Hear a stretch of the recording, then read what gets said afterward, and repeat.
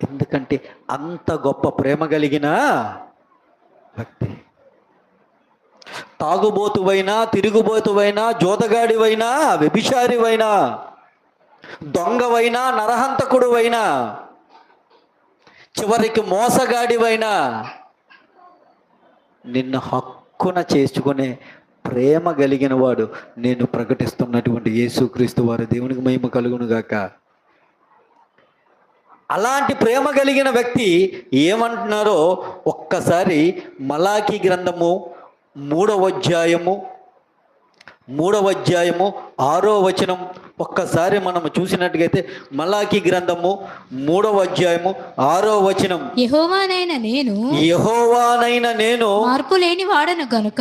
మార్పు లేదు నాకు. దేవునికి మహిమ కలుగును గాక. నా ప్రేమలో మార్పు లేదు.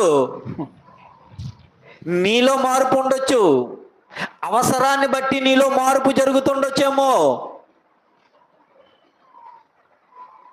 ఆది నుండి ఇప్పటి వరకు కూడా మార్పు లేదు నాకు.